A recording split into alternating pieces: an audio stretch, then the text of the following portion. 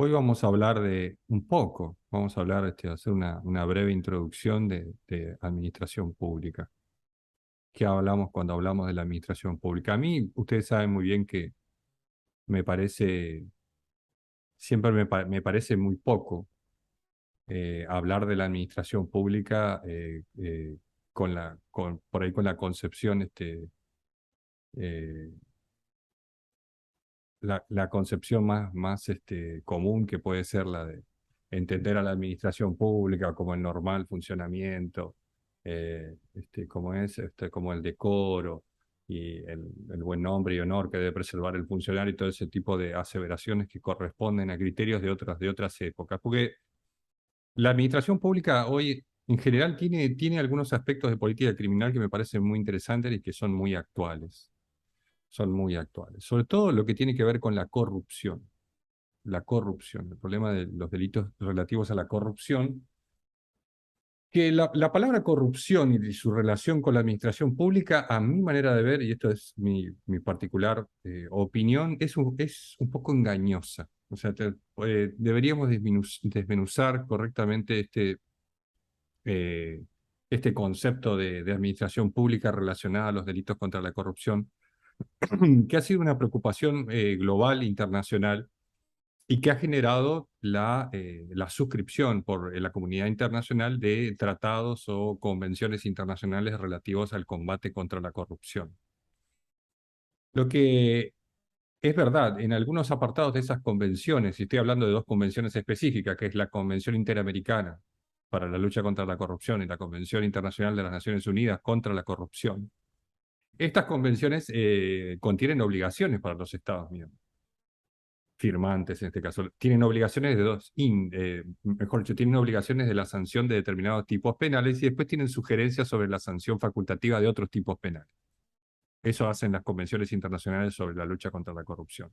Y la cuestión de la corrupción recae justamente, porque así lo establece la teoría dominante, sobre los delitos relativos a la administración pública. Estas dos convenciones que les decía yo, traen entre sus articulados, si quieren pueden consultar estas convenciones, Convención Interamericana de la Lucha contra la Corrupción, la Convención de las Naciones Unidas contra la Corrupción, traen dos formas, uno en una forma de obligación, es decir, que las convenciones obligan a los países a sancionar determinados delitos contra funcionarios o contra la administración pública con el afán de combatir la corrupción, y después tiene la sugerencia de una determinada cantidad de delitos que son facultativos para los países sancionar o no. O sea, le sugiere que sancione. Por ejemplo, nosotros hemos tenido siempre un avance y una elaboración muy profunda y detallada de nuestros delitos contra la administración pública, a pesar que sistemáticamente nuestro título 11 tiene algunos defectos. Por ejemplo, no contiene un capítulo específico de los delitos contra la administración de justicia, como sí tiene el Código Español o como tiene el Código Italiano. Entonces nosotros tenemos agrupados dentro de un mismo magno concepto de administración pública delitos que están cometidos contra los funcionarios públicos, delitos cometidos por los funcionarios públicos y delitos cometidos contra funcionarios públicos que imparten justicia. Todo eso que en algunos códigos extranjeros o comparados están separados en capítulos específicos para cada una de estas realidades, nosotros lo tenemos agrupado bajo una multiplicidad de delitos, bajo una multiplicidad de capítulos que no hacen esta distinción. Esta distinción sí estaba realizada, por ejemplo, con el proyecto del Soler del 60, que se tenía delitos contra la administración de justicia, no así el proyecto original. Lo que pasa es que el proyecto de Soler fue presentado durante épocas dictatoriales y la recuperación de la democracia hizo casi siempre caer en derogación esos proyectos de Soler. Por eso no pervivieron, pero están ahí. Nosotros tenemos solo delitos contra la administración pública y ahí está todo mezclado. No, bueno. Pero les hablaba de estas dos convenciones donde traen delitos obligatorios que los estados deben sancionar y delitos facultativos. Dentro de los delitos obligatorios no hay mucho problema para el Estado argentino porque, como les decía yo, con esta vasta y profundo desarrollo del bien jurídico de administración pública, de este título y de los 14 capítulos que la componen, todos los delitos exigidos de manera obligatoria por las convenciones están sancionados en el Código Penal. Por ahí sistemáticamente no están ubicados donde deberían estar, pero están sancionados. Algunos que para las convenciones son facultativos, no, como por ejemplo la figura del peculado. Ustedes saben que el peculado es un delito que consiste en que un funcionario público saca algo de la administración, lo desvía para un provecho propio o de un tercero. Eso es el peculado. Por ejemplo, yo soy un funcionario público que tengo que recibir una partida de determinados bienes, televisores para poner en las escuelas, y esos televisores me los agarro para mí. Eso sería peculado. Si una ley me establece que los televisores son para la escuela y yo en vez de la escuela se los doy al hospital, eso sería la malversación de caudales públicos o desviación de fondos públicos. Una es una cosa, la otra es otra cosa. Nosotros tenemos el peculado de bienes y servicios, tenemos el peculado común y el peculado de bienes y servicios, que consiste cuando el, el funcionario se hace pagar algún servicio o se hace comprar algún bien por la administración, es el peculado de bienes y servicios, pero no tenemos, por ejemplo, y está en las convenciones internacionales, exigido como facultativo, el peculado de uso. Y es muy común este delito. Nosotros no lo tenemos tipificado. Ustedes van a recordar seguramente por algunas, ¿cómo se puede decir esto? Denuncias mediáticas, ¿no? Que no, después terminan en los tribunales, pero caen en el saco roto, que el presidente X usa el avión presidencial para ir a buscar al hijo a la escuela, o la otra presidenta X se hace llevar los diarios, los muebles, hasta donde está. Bueno, eso es el peculado de uso. Eso no es delito en la Argentina. Es decir, yo, por ejemplo, tengo asignado a mí como representante de la administración pública un vehículo y uso el vehículo para movilizarme yo, para ir a comprar algo, una pizza, o para ir a dar una vuelta por la costanera. Eso es un peculado de uso. No está tipificado como delito en la Argentina. Eso es una deuda con los organismos internacionales, porque ustedes saben muy bien que el incumplimiento de los tratados internacionales puede generar obligación para el Estado argentino. Se puede ser sancionado el Estado argentino. Pero como es un delito facultativo, y creo yo que si se sancionara sería un desastre, porque es una cuestión muy común en los funcionarios utilizar los bienes del Estado para el uso de los bienes del Estado para provecho propio, que no es lo mismo que quedarse con bienes, que sería el peculado de bienes, o de hacerse pagar un servicio, que sería el peculado de servicio. Ejemplo, yo le hago pagar mi boleta de tarjeta de crédito, me hago pagar internet por la administración, se lo imputo a la administración, eso sería de peculado de servicio. El peculado de uso no está contemplado. Esa podría ser una de las pocas figuras que están todavía pendientes de sanción en el derecho argentino, pero que en realidad no sé si sería también tan necesaria ese tipo de cuestiones, porque o sea, la dañosidad que producen en el patrimonio público no es muy grande. Pero bueno, ese es el consciente e inconsciente internacional en estas cuestiones, pero hay una preocupación incipiente en la comunidad internacional por la corrupción, ¿no? La corrupción es una cuestión que ustedes ven en todos los medios, y este presidente está preso allá, y el otro está imputado acá, y aquel va a juicio y el caso Odebrecht, y el Lavallato, y etcétera, etcétera. Bueno, esas cuestiones. Lo que a mí me sorprende y me llama la atención, o sea, me interpela, por decirlo así, es que la cuestión relativa a la corrupción siempre es contra el funcionario público, como si la corrupción solo fuera en la administración pública, como si nosotros dijéramos que la única forma de corrupción es la corrupción en la función pública, como si no existiera otra forma de corrupción, y como si la corrupción en el ámbito privado no afectara a los funcionarios públicos a través de las figuras de, por ejemplo, el cohecho, o de la figura de las negociaciones incompatibles, o las figuras de, como es el tráfico de influencias, por decir así. Es una circunstancia muy rara que todos los, como es, organismos internacionales preocupados, la prensa sobre todo, la prensa monopólica, preocupada por la corrupción. Siempre la corrupción es de los funcionarios públicos. El empresario contratista del Estado, que se sirve, vive del Estado, y que en la República Argentina han sido siempre los que más han ganado, en épocas dictatoriales y en épocas democráticas. Siempre han mejorado sus condiciones, han aumentado sus caudales, han agrandado sus empresas. Ese tipo de corrupción a los organismos internacionales, a los medios de comunicación y al público en general no le preocupa. Es decir, ese funcionario público que se compra una cartera, o que está en Miami vacacionando, comprándose un celular, esa corrupción es la que a la sociedad o al ciudadano común le indigna de sobremanera, pero el empresario que hace negociados y que después la plata la pone en alguna cueva o guarida fiscal, nosotros los ciudadanos comunes somos un poquito más permeables a esa forma de corrupción, por decirlo. Pero no deja de ser corrupción. Entonces, yo los invitaría a que cuando escuchan estas cuestiones, estas preocupaciones, sobre todo de los penalistas y de los profesores de derecho penal, o de los comentaristas del derecho penal, o de algún tipo de jurista, yo hablo del derecho penal, después las cuestiones políticas, después las dejo para la opinión de cada uno, yo hablo del derecho penal.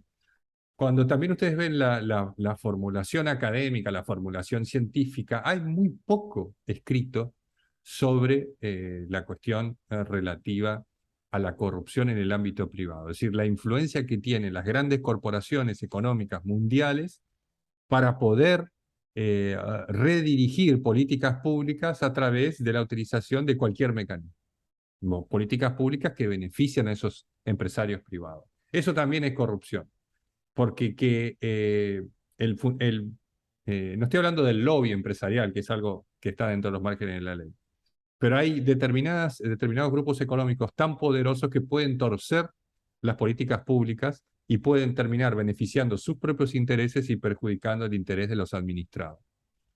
Pero bajo la concepción clásica o histórica de la administración pública, todas estas cuestiones particulares que yo detecto como problemáticas quedan tapadas, quedan veladas, porque la concepción clásica y dominante de la administración pública es una concepción puramente positivista, positivista o extremadamente jurídica, extremadamente normativa.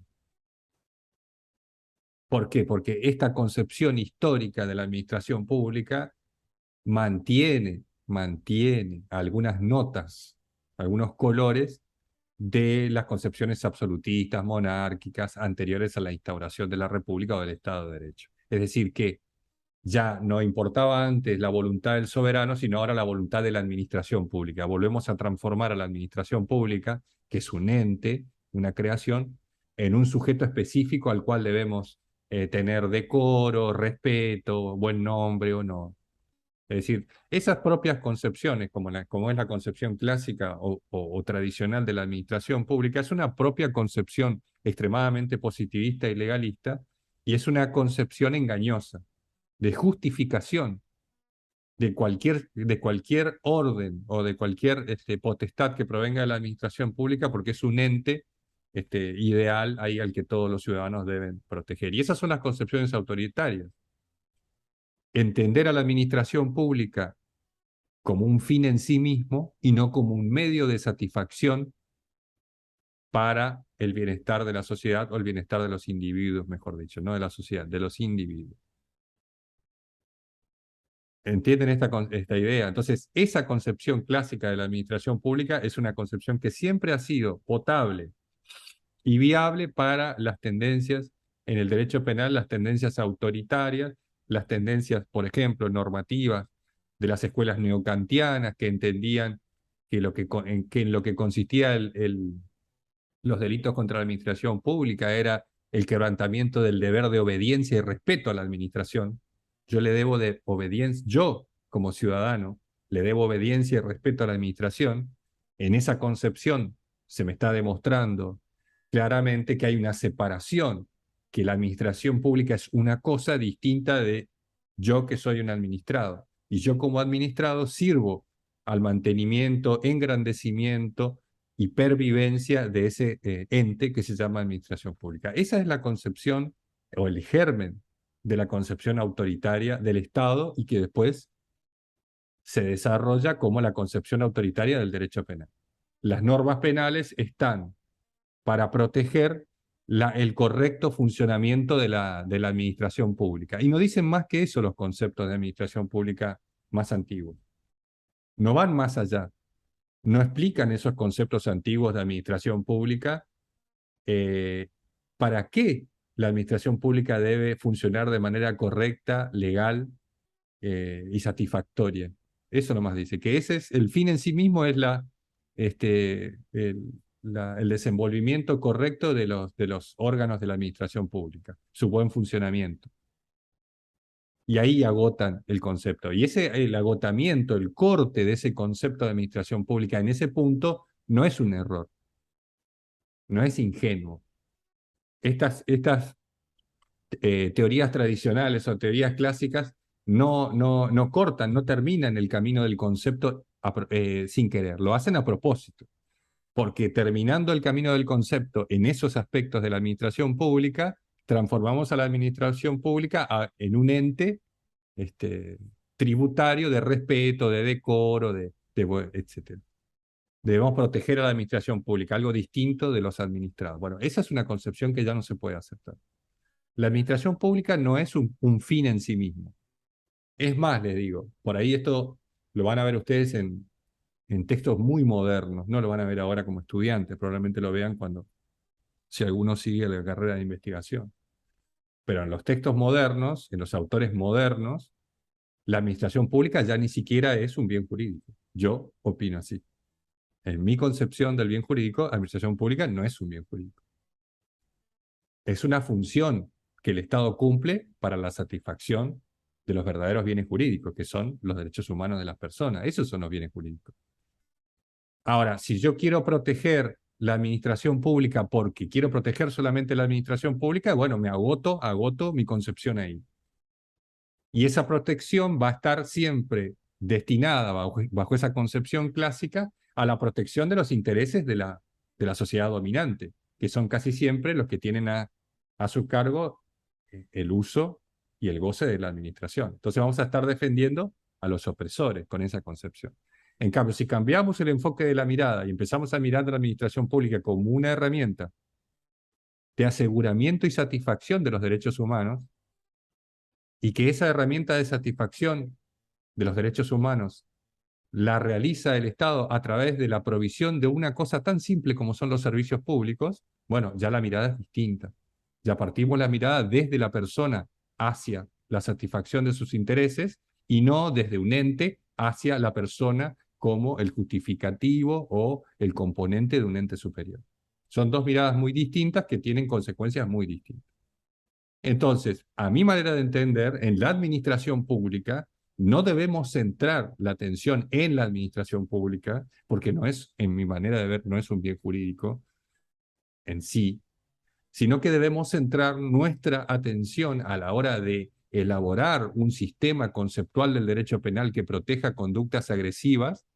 Las conductas agresivas o que pongan en peligro o que afecten un determinado bien jurídico no tiene que ser pensada sino en contra de todas aquellas conductas que interrumpen o obstaculizan la prestación de los servicios públicos. ¿Por qué digo esto que es tan importante y tan central el concepto de servicio público?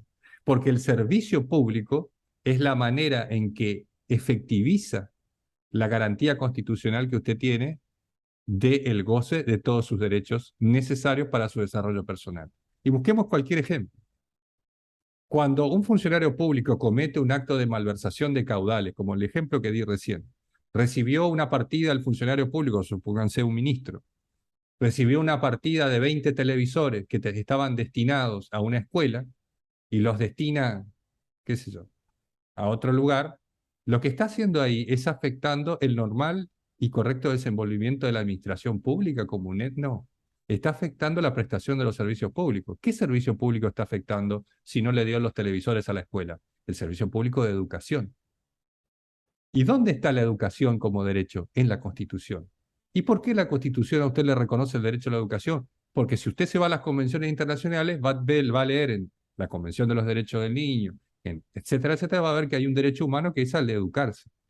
Esa correlación lógica de componentes y conceptos es la que a mi manera de ver mejor sintetiza la visión humanista, democrática y liberal que tiene que tener el derecho penal a la hora de sancionar conductas contra la administración pública. No para proteger la administración pública como un ente, sino para proteger la prestación de los servicios públicos, que es la función que el Estado realiza para garantizar los derechos humanos, los derechos constitucionales.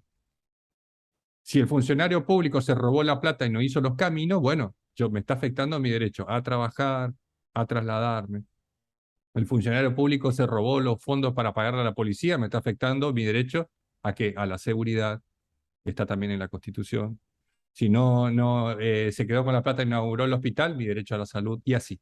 Esa es la interpretación moderna.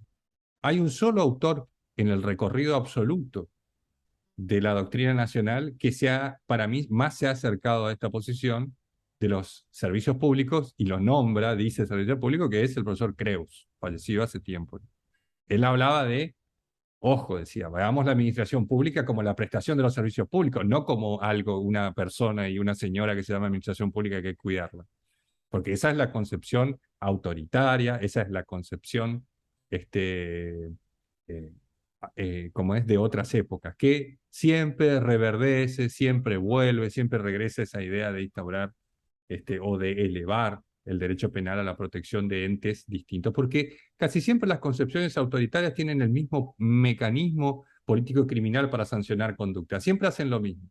Crean un ente ideal, por eso la espiritualización, la idealización, la sentimentalización del derecho han sido características comunes a las teorías jurídicas más autoritarias, escuela de Kiel, neocantismo y algunas partes del positivismo jurídico.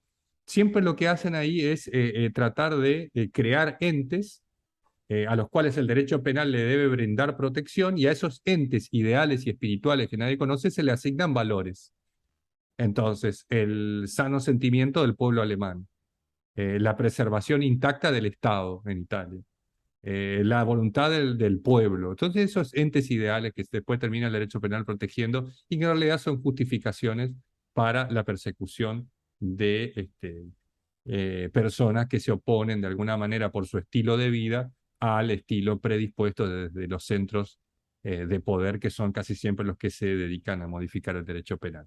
Entonces, hay una concepción de administración pública que ustedes van a encontrar en los manuales, que van a encontrar en los tratados clásicos, incluso en el tratado de Bompare. Bompare tiene una concepción moderna de administración pública, no tan moderna como la que yo les digo, pero tiene una concepción moderna. No habla de prestigio, no habla de decoro, no habla de todas esas conceptualizaciones que ha habido hace mucho tiempo.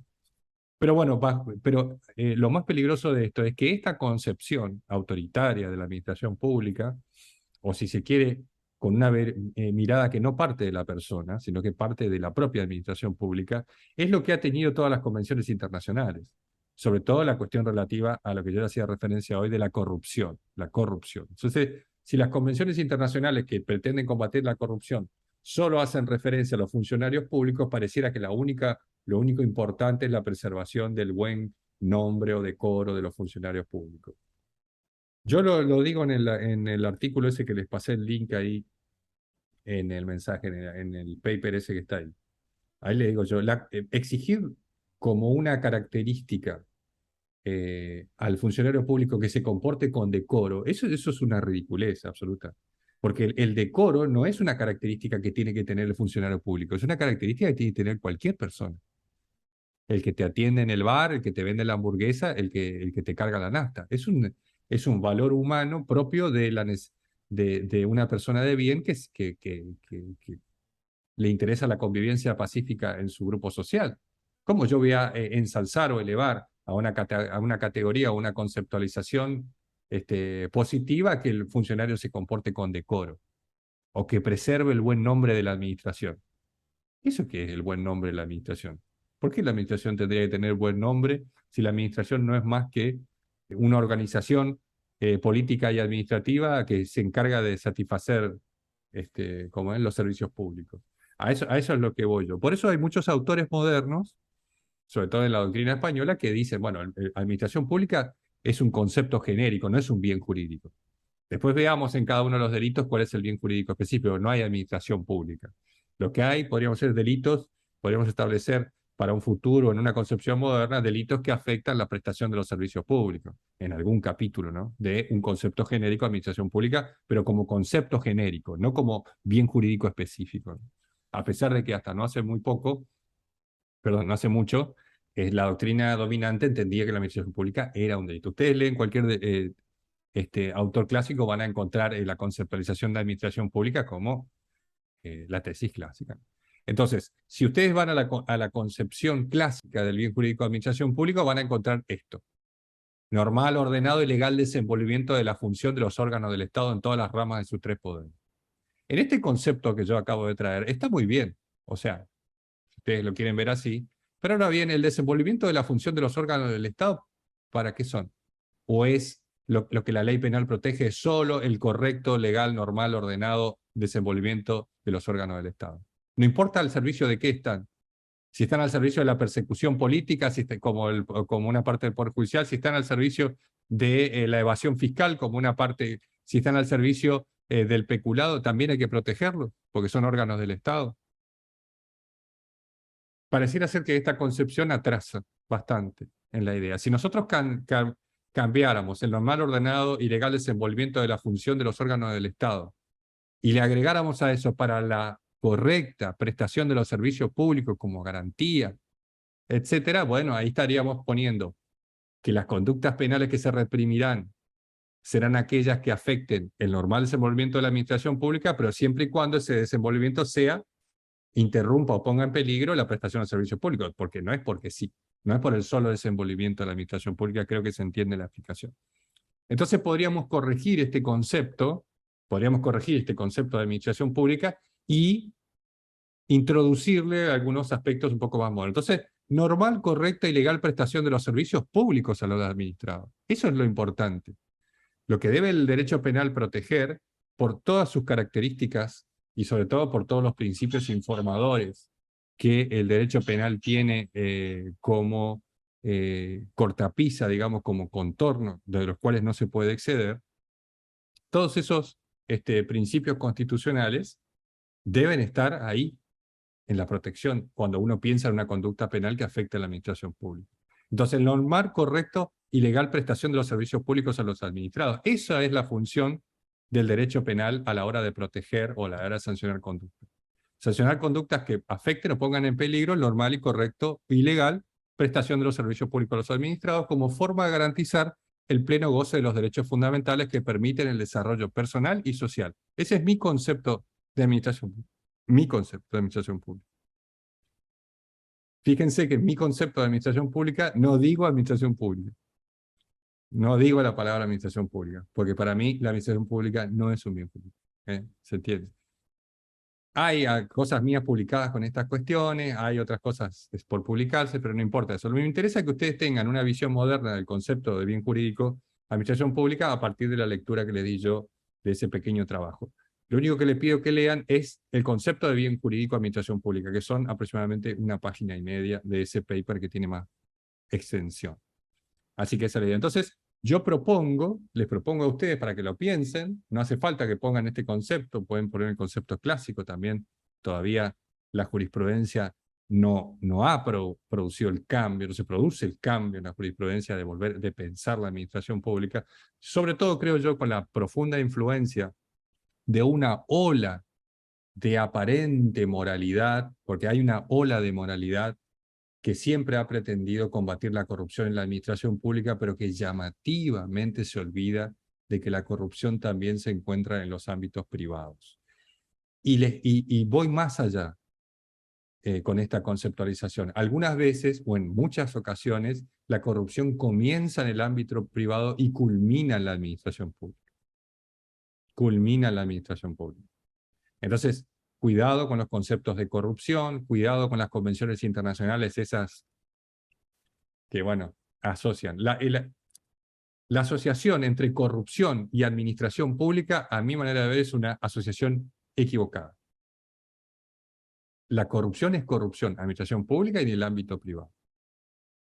Y después hay ámbitos de los poderes públicos, ahora vamos a ver qué consiste el concepto de administración desde el punto de vista conceptual, que abarca. Hay ámbitos en la administración pública que son prácticamente inexpugnables, como son los ámbitos judiciales. Muy difíciles de encontrar ahí conductas o imputaciones por corrupción. Casi no se da, porque son los propios jueces los que tienen, o fiscales que tienen que investigarse ellos mismos, cosa que no sucede. Entonces, esa idea también hay que descentralizarla. Hay que descentralizarla. Ha habido un fracaso en general en toda la organización judicial en el combate a la corrupción. La creación de fiscalías específicas han generado más persecución a determinados sectores políticos, no solo en Argentina, a nivel global. Más que la verdadera intención de investigar cuestiones relativas a la corrupción de los funcionarios públicos, han utilizado. Y ahí aparece la figura del lawfare, que esta nueva conceptualización que aparece ahora, que hay varios trabajos científicos ya sobre esta cuestión. Yo les cuento un secreto. Ahora, bueno, les voy a dejar antes el concepto. Hay un concepto del derecho administrativo. Me parece que el mejor administrativista que leí es Marienhof. Es- no solo que es un administrativista muy moderno, este concepto es del 92, sino que además es un profesor muy solidario, porque desde el día 1 en que él terminó de escribir su tratado, yo me acuerdo porque yo era estudiante y estaba rindiendo derecho administrativo, y el tratado de él era el único que se podía descargar gratis de Internet en aquella época donde para entrar a Internet uno tenía que ir a un ciber, ¿no? Y el profesor Marienhof ya tenía a disposición de cualquiera que quiera leer su tratado de derecho administrativo, de creo que son 11 tomos, gratis. Siempre fue gratis el tratado de Marienhof. Bueno, el concepto de Marienhof de administración pública es el concepto con el cual a mí me gustaría trabajar en el derecho penal, pero ni en el derecho administrativo ni en el derecho penal es Marienhof muy aceptado. Sí hay aceptados en el derecho administrativo otros personajes nefastos como Dromi, aquel que fue ministro de un presidente de la década de los 90 y privatizó todo, ese Dromi, bueno, el tratado de Dromi todos los lee. Porque en sí, en la administración pública sigue habiendo esas concepciones, ¿no? Siguen existiendo. Son lo que yo denomino las ideas zombie, ¿no? Ideas que todos sabemos que están muertas, pero siguen caminando por ahí las ideas. Bueno, con este concepto de derecho administrativo a mí me gustaría trabajar, o que me gustaría que ustedes más o menos trabajen, que la administración pública es la actividad permanente, concreta y práctica del Estado. Bueno, si nosotros utilizamos el otro concepto, terminaríamos ahí la frase, ¿no? Pero, como les decía hoy, ¿para qué? ¿Para qué es la concreta y práctica del Estado? Que tienda la satisfacción inmediata a la necesidad del grupo social de los individuos que la integren. ¿La satisfacción inmediata de qué? De los servicios públicos. De eso estamos hablando cuando hablamos de administración pública. Iba a contar algo, pero me olvidé que, no sé, después les cuento. Ah, eso les voy a contar. Me, me invitan a participar, o sea, me invitan a que participe de un congreso con la aportación de un trabajo científico a un congreso de Derecho Constitucional. Y el que dirigía ¿cómo es? El congreso, el director del congreso, era un constitucionalista de estos que están todo el día en las redes sociales haciendo tipo troll, digamos, no voy a decir el nombre, no importa. Bueno, y cuando yo le mando mi trabajo para participar, que era sobre el offer, me lo rechazaron en 5 segundos. Es decir, mostraron, como diría Jaureche, mostraron la hilacha, en ese caso. Bueno, tenemos que hablar, después de que vimos qué podemos entender por administración pública, es una concepción aproximativa, ¿no? La que yo le doy, pues muy genérica. Tenemos que hablar el otro protagonista, uno es la administración pública, y el otro protagonista de estos delitos de este capítulo es el funcionario público, ¿no? Funcionario público, ustedes lo van a encontrar el concepto. Hay dos conceptos de funcionario público. Hay uno que está en el artículo 77, que es un concepto de funcionario público restringido. Agarren el artículo 77 y miren.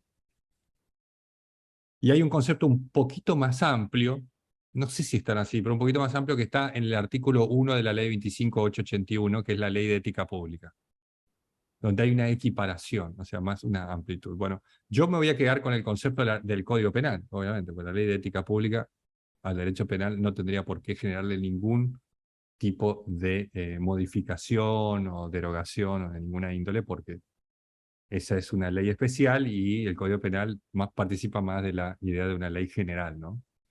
Entonces, esta idea de concepto de funcionario público del artículo 77, van a ver ustedes que en el artículo 77, para el derecho, para el Código Penal, funcionario público y empleado público son sinónimos.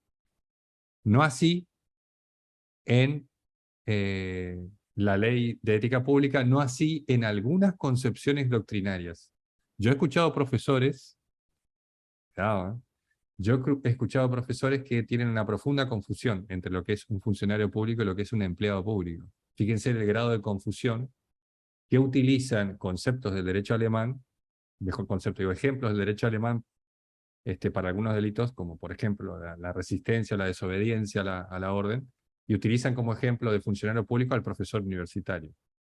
¿Por qué? Porque en la concepción amplia de la administración pública se incluye todos los estamentos de la administración pública, ya sea en caso de funcionarios o empleados, y todos los entes autárquicos. Por lo tanto, en esa concepción que algunos profesores de esta facultad y autores reconocidos todavía tienen, los profesores universitarios seríamos empleados públicos. Perdón, seríamos funcionarios públicos. Estaríamos incluidos dentro de los tipos penales. Eso es inaceptable. Eso es inaceptable y parte de una confusión entre el concepto de empleo público y el concepto de funcionario público, porque no es lo mismo. Un docente universitario, por más que en Alemania tengan esta característica y sirvan los ejemplos del derecho alemán, en la Argentina un docente universitario no es un funcionario público, para nada. No es un funcionario público. Yo soy un docente universitario. ¿Yo soy un funcionario público? No, yo soy un empleado público. Sí, soy un empleado público. Ahora, ¿cuál es la diferencia? ¿Por qué no soy yo un funcionario público si soy un empleado público? En primer lugar, les voy a decir por qué soy un empleado público. Soy un empleado público porque tengo con el Estado Nacional una relación que se rige por un régimen especial de actividad laboral. Es decir, yo tengo una relación de dependencia laboral con el Estado. Yo soy un empleado del Estado. Ahora bien, ¿eso es un funcionario público? ¿Podemos equiparar a mí, que soy un empleado, que cobro un sueldo del Estado Nacional por ser docente universitario, a un juez, por ejemplo, a un ministro, a un presidente? Pareciera ser que no. Depende de dónde nosotros tomamos o de dónde nos servimos para tratar de analizar este concepto. Si nosotros enfocamos solamente el concepto de funcionario público a la pertenencia a la administración pública, y sí, con ese nexo, con ese link tan débil, vamos a encontrar seguramente algún tipo de asimilación entre lo que es un empleado público como un profesor universitario y lo que es un, un funcionario público.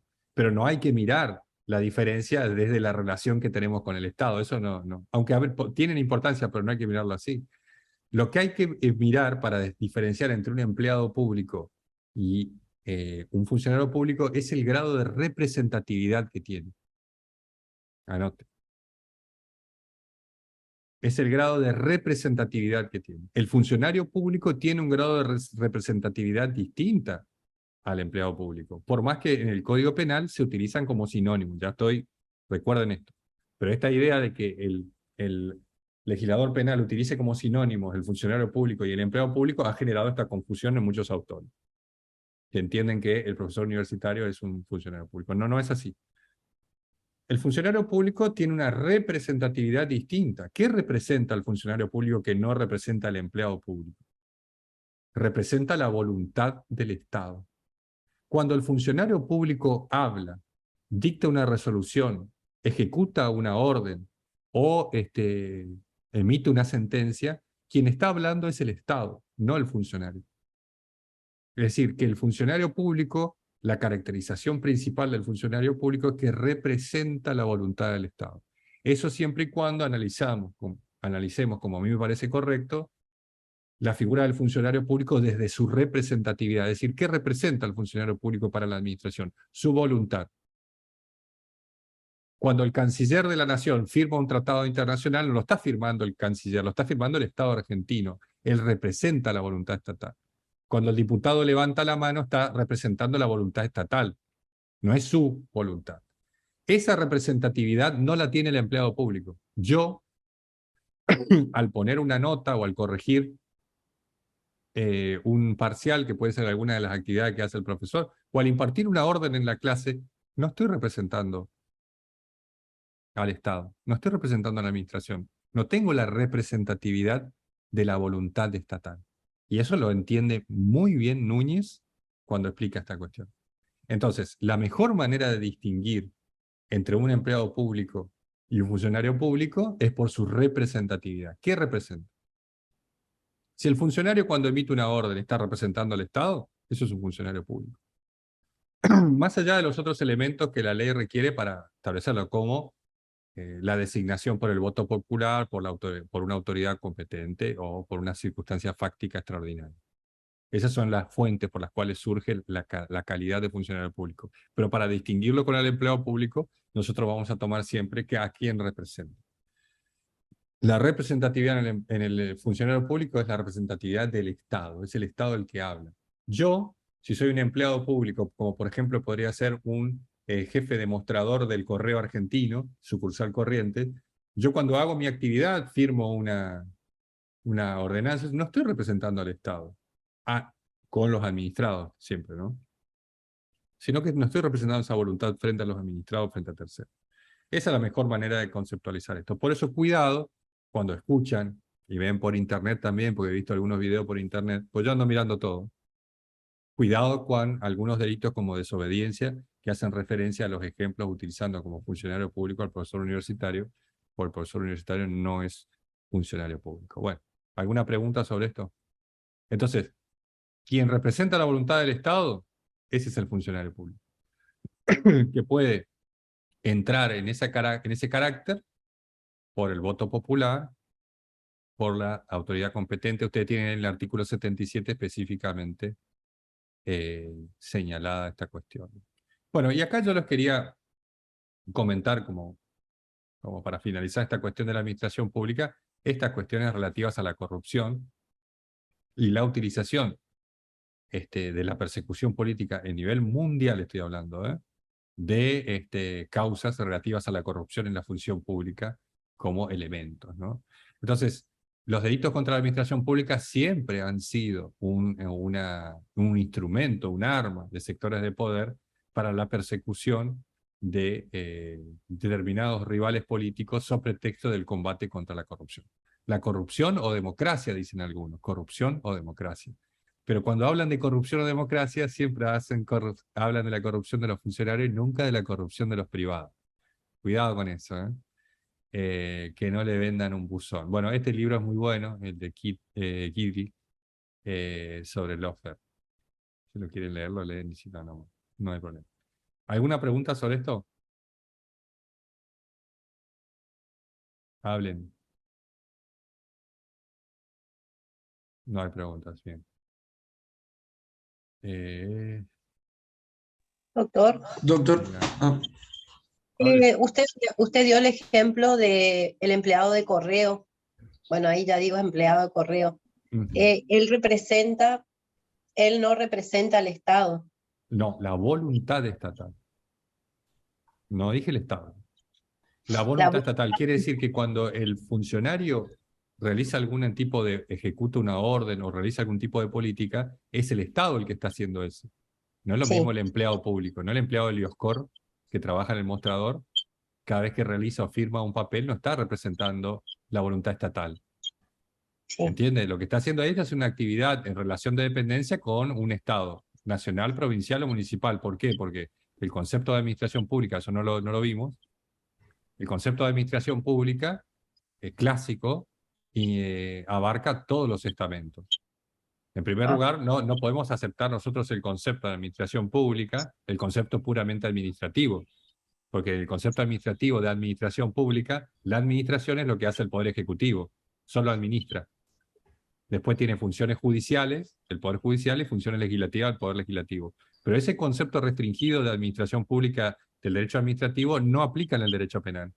En el derecho penal nosotros tenemos un concepto amplio de administración pública.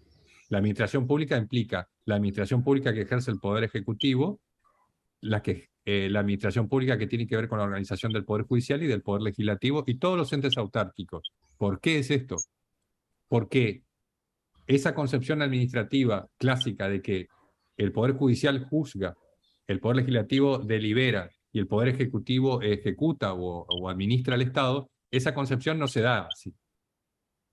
Porque el Poder Judicial también tiene un órgano administrativo que administra, como puede ser la Corte Suprema, administra los fondos del Poder Judicial, y ahí hay una actividad administrativa. El Poder Legislativo también tiene, el Poder Administrativo, el Poder Ejecutivo tiene funciones sancionatorias también, de formular sumarios, y entonces también juzga en procedimientos administrativos. Entonces, como está tan confundida las actividades, ya no es correcto utilizar el concepto propio de administración pública en contraposición al Poder Judicial, al Poder Legislativo, del derecho administrativo, sino utilizar el concepto amplio de administración pública del derecho penal que abarca todos los estamentos del Estado en sus tres niveles, en el nivel nacional, provincial y municipal, y entes autárquicos. ¿Se entiende eso? Ese es el concepto que tenemos que usar. Y después empleado público, bueno, es el que tiene una relación de dependencia de carácter laboral regida por el régimen del empleo público. El régimen, usted no tiene la ley de contrato de trabajo si es empleado público, tiene el régimen de empleo público, que es un régimen especial que tiene estabilidad, carrera, etc.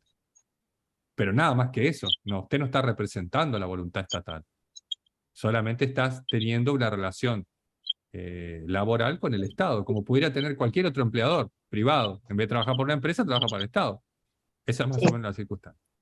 Acá ven claro. ustedes todas las figuras delictivas que pueden encontrar en los 14 capítulos que tiene este título 11, de las cuales nosotros no vamos a ver, vamos a hacer una breve enunciación en estas cuestiones y nada más, ¿no? Porque no tenemos tiempo a profundizar, miren todo lo que tendríamos que hablar, ¿no? Pero para que ustedes comprendan más o menos aquí, hay una conceptualización clásica que trajo Napoleón, porque todo lo que tiene que ver con la administración pública es napoleónico. Parece raro lo que digo, pero es napoleónico. ¿Por qué? Porque Napoleón, cuando empieza a invadir Europa, recuérdense que Napoleón invade España, supuestamente le pide permiso a España para pasar por España, para ir a conquistar África, y se queda unos 300 años. No digo 300 años, no sé, bueno, ahora no me acuerdo la cantidad de tiempo que sea, pero pone a su primo a ser el emperador de España ahí, eh, a, a- a su primo Bonaparte. También lo que, además de conquistar, lleva su estructura de administración pública francesa posterior a la Revolución. Es decir, todo el concepto de administración, la estructura de la administración pública proviene de Napoleón. También proviene de Napoleón toda la codificación europea, porque proviene de sus códigos, de su código civil y de su código penal, 1812, 1813. Eso traslada. El problema con Napoleón es que solamente trasladó la organización de la administración pública, no la conceptualización, no el trabajo científico conceptual para tratar de definir específicamente todos los institutos propios de la administración. Eso no dejó. Pero bueno, en general se divide de esa manera. Y tenemos todos estos tipos de delitos que se pueden dar aquí. Para una clasificación común, que es la que hace Molinario, hay delitos en los cuales los cometen los funcionarios públicos, delitos que se cometen contra los funcionarios públicos y delitos cometidos por los particulares. Hay algunos delitos que lo cometen los particulares. Por ejemplo, el cohecho. El cohecho lo comete el funcionario de un lado y lo comete el particular del otro. Es decir, saben que el cohecho es un delito de codelincuencia necesaria. Necesitamos dos personas en el cohecho para que se cometa cohecho. Un cohecho habiente y un cohechante. El que ofrece y el que acepta. Entonces, a pesar de que el tipo penal está dividido en dos, se puede configurar como cohecho activo y como cohecho pasivo. Como decían los autores, el cohecho es como el tango, hace falta dos para bailar. Así decían los autores clásicos. Pero bueno, nosotros vamos a ver una breve introducción sobre atentado, resistencia y desobediencia, y no sé si alcanzamos a ver falsa denuncia, pero yo les prometo que en el temario que va para el final van a ir solamente el concepto de bien jurídico y probablemente atentado de resistencia, nada más que eso como tema de estudio, ¿no? No va a haber otra sorpresa, no le voy a tomar este prevaricato, que no alcanzamos a explicar correctamente. Doctor, perdón, pero entonces, ¿puede haber delito de corrupción entonces sin que o sea, desde el punto de vista, digamos, del análisis, o sea, yo entendí mal lo que usted quiso decir, pero puede existir delito de corrupción o puede haber corrupción sin que el Estado forme parte? Por supuesto. Sí, ¿Me sí. podría dar un ejemplo? Hay Porque una convención, si vos lees la convención, la convención, el peculado privado. El peculado privado, por ejemplo, aquel que le presta, puede ser un funcionario que autoriza que un particular use los bienes del Estado. Ahí no tenemos delito contra la administración pública en la persona que está utilizando, porque él no es funcionario público. El peculado solo lo puede cometer el funcionario. Puede haber peculado común, yo ya te dije peculado de bienes y servicios, y el peculado de uso que no existe. Ahora bien, si yo soy el hermano del funcionario público y le digo, che, préstame la camioneta de la municipalidad, me voy a hacer un viaje, me voy a pescar y yo me voy, yo, el hermano del funcionario público, no tengo ninguna relación con la administración y estoy cometiendo peculado. ¿Comprenden? Entonces, ese tipo de circunstancias de corrupción se dan también con los particulares. Claro, pero mi duda es, claro, eso es lo que yo no entiendo, pero ahí no se le tendría que imputar al el hermano que trabaja en la administración pública que le No, autorizó. no, sí, Eso es lo que yo no está bien. entiendo. Claro. El hermano que le prestó, que Ujú. le autorizó, tendría un delito con la administración, pero el que se llevó la cosa y la usó, ¿qué delito hay? Claro, Ahí entiendo. no hay ningún delito. Y él utilizó bienes de la administración, le hizo un perjuicio a la prestación de los servicios públicos, pues se desgasta la camioneta, etcétera. Y ese privado es parte de la corrupción y sin embargo Entiendo. no tiene, El que impune. nunca entra en el radar de lo que es la corrupción, esa Entiendo, sí. persona. O aquel funcionario que, fíjate en la práctica, los funcionarios que eh, realizan incompatibilidades, por ejemplo. Ha pasado en otra época en Argentina, personas que dejaron la actividad privada en una empresa y pasaron a ocupar en la administración pública un ministerio clave de relación con esa empresa. Está perfecto ahí mientras sea funcionario, pero y después, cuando vuelva a la actividad privada, todo lo que puede llegar a ser ya no queda más abarcado por la figura de la corrupción. ¿Me entendés lo que te quiero? Porque trabajan Sí, de esa manera, se meten en la faltaría administración extender. pública, generan todas las condiciones para los contratos con la actividad privada y después vuelven a la actividad privada a servirse de lo que ellos prepararon en la administración. Eso Claro, pasó en faltaría esa Argentina. extensión, Claro, extender yo ese vengo, contrato. Claro. el color político X gana las elecciones, me llaman a mí que soy el empresario de automotriz, pues tengo 5 fábricas de colectivos, me llaman y me ponen de ministro de transporte. Yo voy, genero todos los contratos con una empresa que yo supuestamente no pertenezco más, después vuelvo a la actividad privada y soy beneficiario de esos contratos. ¿Qué delito contra la administración pública me pueden imputar a mí si yo estoy cometiendo las acciones cuando no soy más funcionario público? Entonces, la corrupción es una cuestión muy compleja, no es solo de la administración pública. Es más, la corrupción del funcionario público no es solo la que afecta las arcas y los bienes de la administración. Hay corrupción de la parte privada que también la afecta. Que también la afecta. Igual, otra cuestión que está hoy en día muy común es la circunstancia relativa al control de los precios. Hay leyes especiales. Está la ley de agiotaje, está la ley de abastecimiento, etcétera. Pero los formadores de precios, los aumentadores de precios le hacen un gran perjuicio a la administración pública. Aquellos que utilizan sobreprecios para solicitar cantidad de dólares para importaciones, un montón de circunstancias que sean relativas a la administración pública que no lo cometen los funcionarios. Y eso queda por fuera. Pero en las convenciones internacionales que yo señalé al principio de la clase, están previstas estas cuestiones.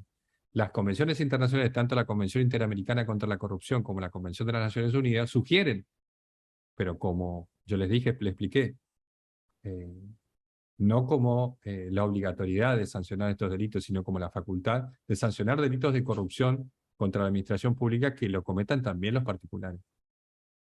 Porque nuestra concepción de administración pública en el Código Penal es solo cometida por el funcionario público, por eso nosotros estudiamos y le ponemos tanto énfasis en la figura del funcionario público. Justamente por eso. ¿Me entienden? Bueno, vamos a ver un tipo penal, aunque sea como para justificar. Que tenemos el atentado, la resistencia y la desobediencia a la autoridad.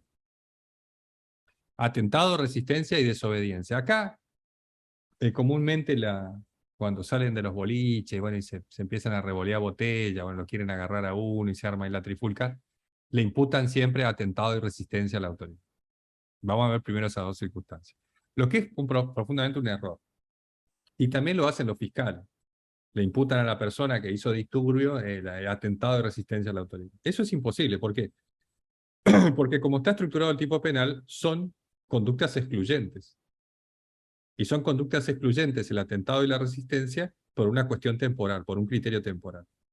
Dependiendo de cuándo se realiza la acción típica, o sea, del momento en el que se realiza la acción típica, de ese criterio temporal, vamos a tener atentado o resistencia, pero podemos tener las dos a la vez. Imposible que se dé. Y la desobediencia es una circunstancia más específica. Pero veamos el tipo penal. Hoy estoy con la garganta, y eso que no empezó el mundial todavía. Cuando empiece el mundial vamos a estar. Bueno, veamos acá. Vamos al tipo penal del 237. Y el 239, vamos a ver. El 238 son la equiparación. No es los 40 también no es un tipo penal, es una equiparación. será reprimido con prisión de 1 mes a 1 año el que empleare intimidación o fuerza contra un funcionario público o contra la persona que le presta asistencia al requerimiento de aquel en virtud de un deber legal. Esa es la circunstancia de dinámica. ¿Qué pasa con la acción típica?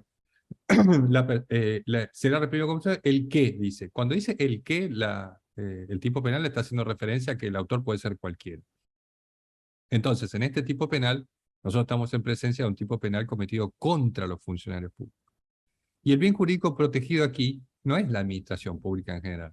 Lo que está, el bien protegido aquí es la autodeterminación del funcionario público en el cumplimiento de su función.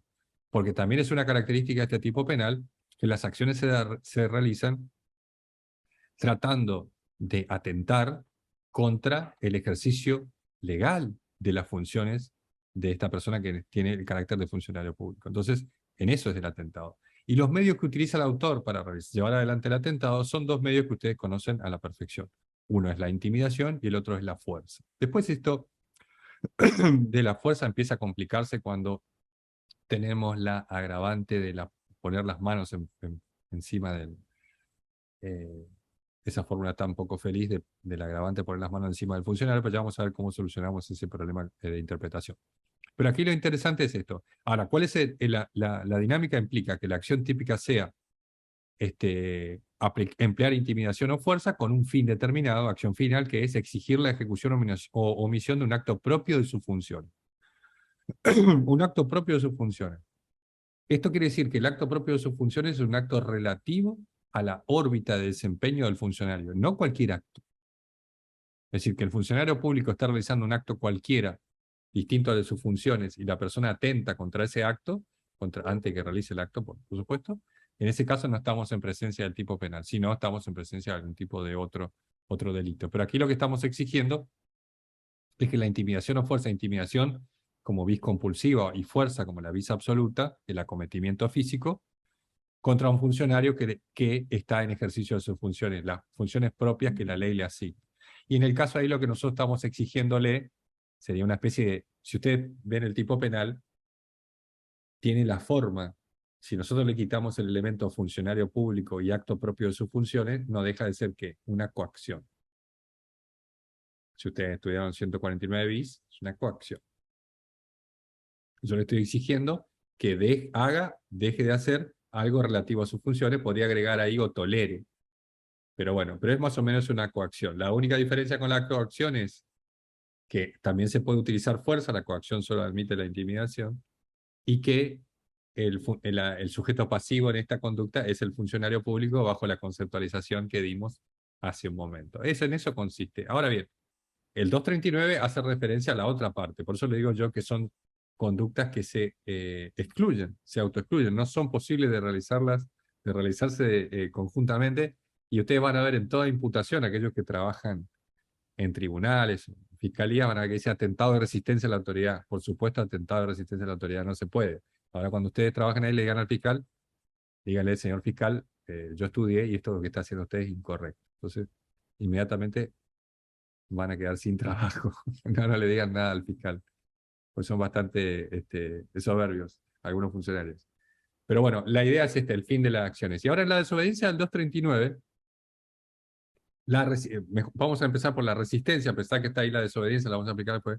La resistencia es digamos, repeler de manera activa, entiéndase eso, repeler de manera activa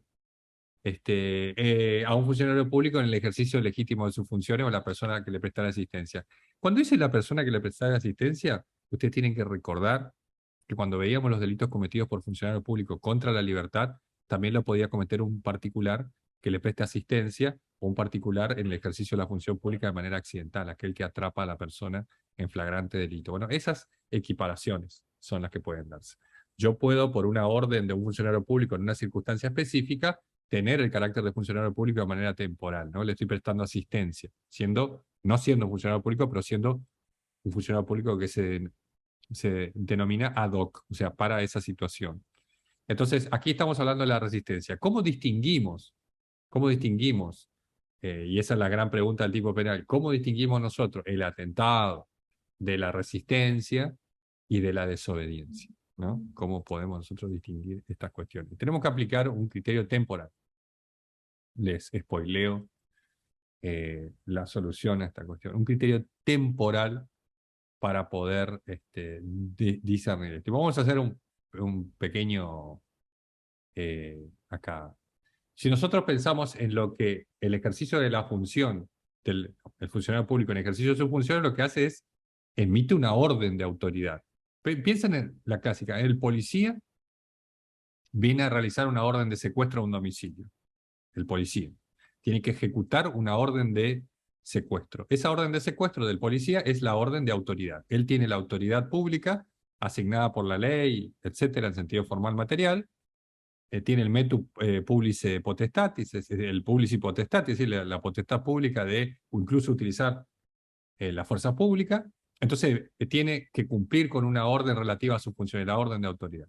¿Qué pasa? Si nosotros ejercemos la intimidación o la fuerza antes de que el funcionario público ejecute la orden de autoridad, por ejemplo, yo veo que el funcionario público está llegando a mi casa y ahí voy y lo intimido, le digo, mira, andate de acá y saco un palo, qué sé yo, o vengo ahí con un montón de amigos y lo empiezo a intimidar al funcionario público y él todavía no ejecutó esa orden de autoridad, es decir, no hizo el secuestro de lo que venía a hacer, por ejemplo, un electrodoméstico, lo que sea.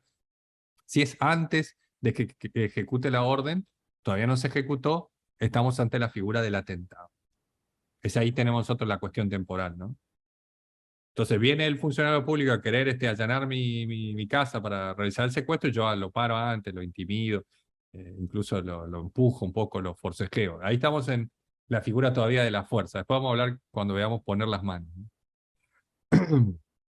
Y ahora, ¿cómo distinguimos nosotros la resistencia?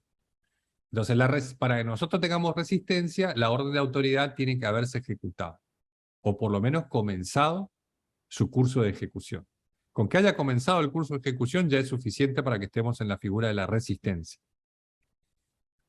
Entonces, viene la persona, abre mi domicilio para ingresar al secuestro, ya está ejecutando la orden, yo llego en ese momento y aplico intimidación o fuerza sobre el funcionario para que deje de hacer algo relativo a sus funciones. Ahí tenemos la diferencia entre atentado y resistencia.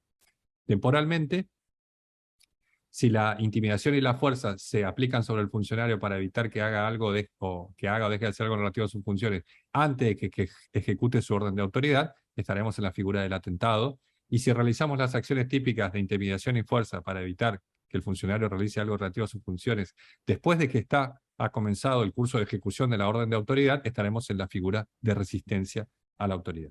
La desobediencia se produce cuando la orden ha sido impartida de manera directa hacia una persona. Aquí está la gran problemática.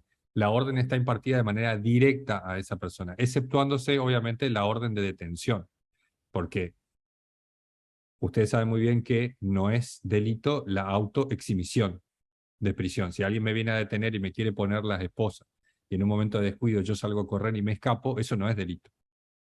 Porque ahí se entienden que están los principios más básicos e instintivos de libertad, la intención del hombre de vivir en libertad. Nunca en ningún ordenamiento, por lo menos de los occidentales modernos, se ha reprimido la autoexhibición de prisión. Ahora, si yo me quiero escaparme de mi intento de detención con fuerza o con violencia, sí.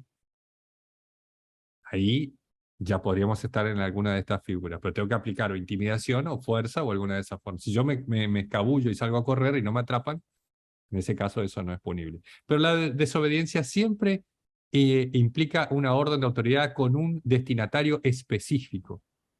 Ejemplo, hay una orden de embargo o una orden de secuestro no dirigida hacia el domicilio específico, sino dirigida a mi persona. Y además, otra característica que es fundamental para distinguir esto, que la desobediencia es una actitud de carácter pasiva u omisiva. La resistencia es una acción, es un acometimiento activo. Esa es la principal característica. Entonces, para que exista el delito de desobediencia, dos elementos. Así como la resistencia es activa, proactiva, la desobediencia es de carácter pasiva, ¿no? Puede ser de carácter omisiva. Yo recibo la orden y no hago nada, no acato la orden. Ahí tenemos una figura de desobediencia. Y el segundo elemento que tiene un destinatario específico.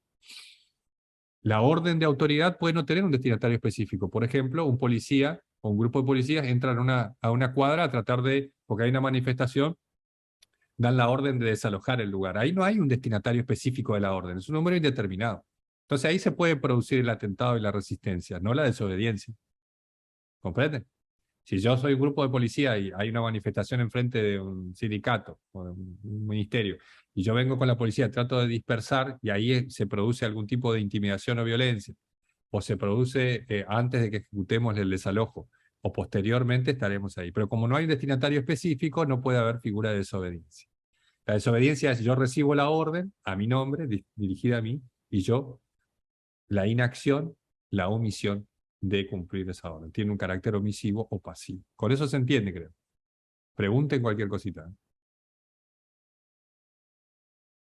Y bueno, vamos a ver creo que las agravantes, ¿no? ¿Se entendió esto de la cuestión temporal para distinguir? Se va el año, ¿sí? Y comienza el mundial. Dos aspectos importantísimos. Bueno, por último, vamos a ver la agravante. Y la vamos a explicar brevemente. La prisión será de 6 meses a 2 años. Igual, como decía Núñez, si ustedes analizan las estructuras típicas, sistemáticas de los tipos penales contra la administración pública, a pesar de que hay una, creo yo, impostada preocupación por la corrupción, como decía Núñez, es increíble la lenidad de las penas que tienen estos tipos penales. Es decir, son lenidad, que quiero decir, son muy leves las penas para los funcionarios públicos. Ha habido, a través de la incorporación de tratados internacionales, que sugieren, no de manera obligatoria, la reforma de estos delitos contra todos los delitos relativos a la corrupción de funcionarios públicos, que sufran reformas en lo que tienen que ver con la prescripción de los delitos. Eso les doy como dato. Las convenciones traen esa sugerencia de que los delitos relativos a la administración pública o de corrupción tengan un régimen de prescripción distinto, así que tarden más en prescribir. ¿Por qué? Porque se entiende que existe un poder residual del funcionario público luego de terminar su actividad en la función pública que le permite gozar con años de impunidad.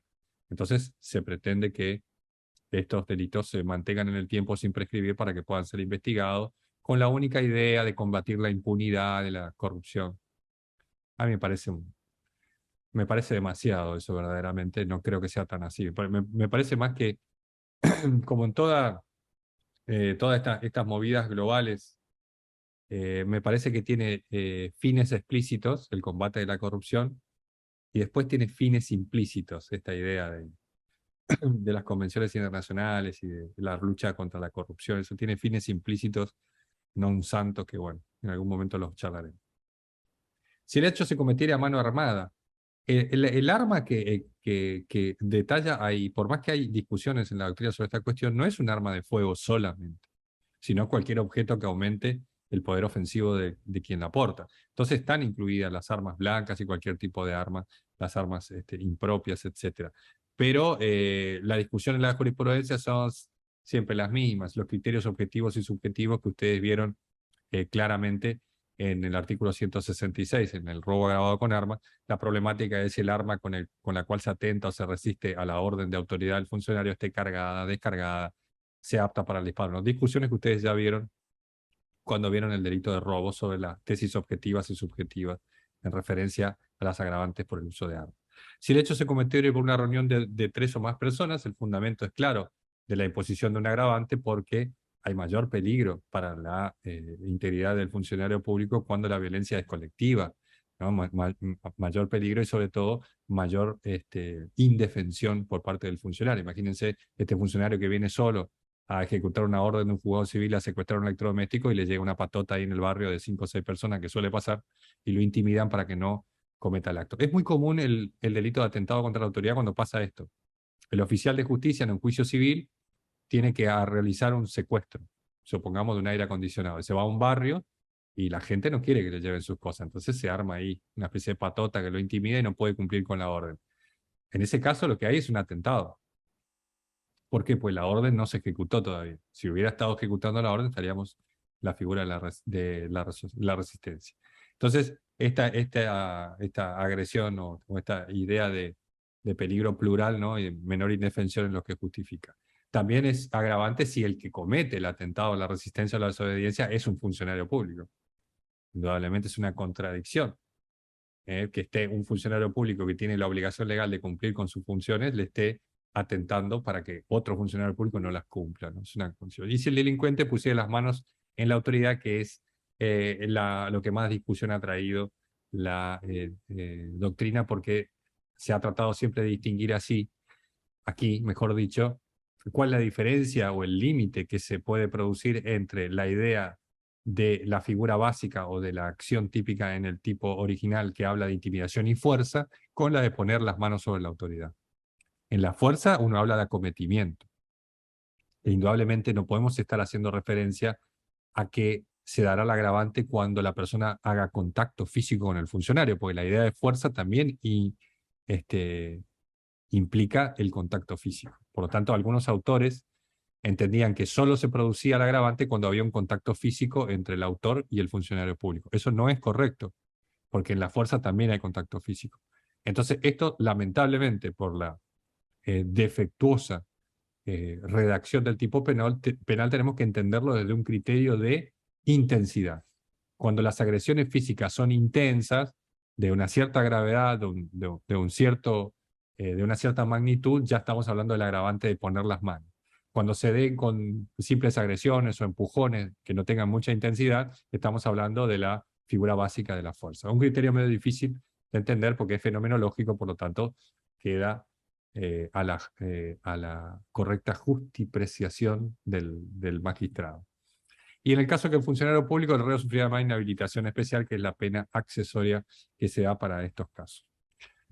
Bueno, gente, de administración pública, no sé qué están hablando en el chat ahí, de administración pública, yo probablemente tome solamente este tipo penal. Mejor dicho, voy a tomar en el final se va a incluir como eje temático, en el eje temático general que le voy a dar yo para el último parcial, se va a incluir solamente administración pública, bien jurídico protegido, concepto de funcionario público, atentado, resistencia y desobediencia a la autoridad. Eso vamos a ver de administración pública. El martes que viene vamos a dar fe pública, concepto de documento electrónico, aspectos generales de la falsedad ideológica y aspectos generales de la falsedad material, y eso sería del título 12. Y con eso se conforma toda la última parte, que es lo único que nos alcanza el tiempo para dar.